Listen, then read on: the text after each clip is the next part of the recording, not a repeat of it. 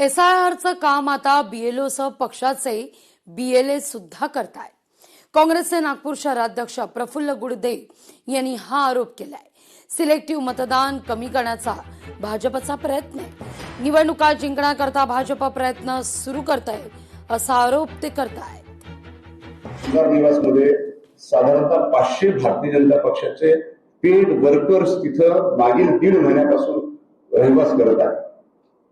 ही बाब मी प्रशासनाकडे सातत्यानं फोनद्वारे मी कळवली की हे लोक कोण आहेत आणि कुठल्या स्वरूपाचं हे काम करतात आहे।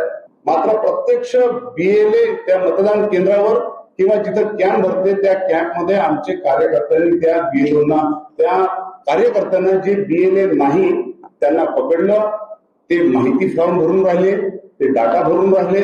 त्यांच्याकडे एक ऍप आहे, त्या ऍपच्या अनुषंगानं कुठला आपल्या भारतीय जनता पक्षाच्या विरोधातला मतदार आहे त्याचा फॉर्म चुकीचा कशा पद्धतीने भरायचा याच्या सूचना, स्पष्ट सूचना, ट्रेनिंग त्या संपूर्ण कार्यकर्त्याला। एचएसआरपी नंबर प्लेट करता काउंटडाऊन सुरू आहे।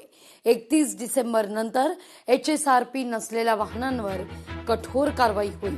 मंत्री, खासदार, आमदारांनाही कोणतीही सूट नाही। परिवहन मंत्री प्रताप सरनाईक यांनी तशी माहितीच दिली आहे। जुन्या गाड्यांपैकी साधारणतः 55 ते 56% गाड्या आजपर्यंत रजिस्टर झालेल्या आहेत। त्यांनी एचएसआरपीच्या नंबर प्लेट लावलेल्या आहेत। 31 डिसेंबर पर्यंत ही मुदत आहे।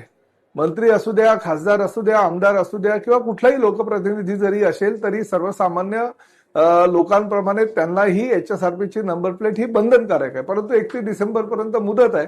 31 डिसेंबर पर्यंत मी परिवहन मंत्री म्हणून त्यांना आवाहन करतो की आपणही एचएसआरपीच्या नंबर प्लेट आपल्या गाड्यांना लावून घ्या। अन्यथा नाईलाजास्तव परिवहन विभागाला सर्वसामान्य जनतेवर ज्या पद्धतीने आम्ही कारवाई करतो त्याच पद्धतीने कारवाई लोकप्रतिनिधींच्या गाड्यांवर सुद्धा करावी लागेल। लोकशाही मराठी ऐका, पहा, जागरूक रहा।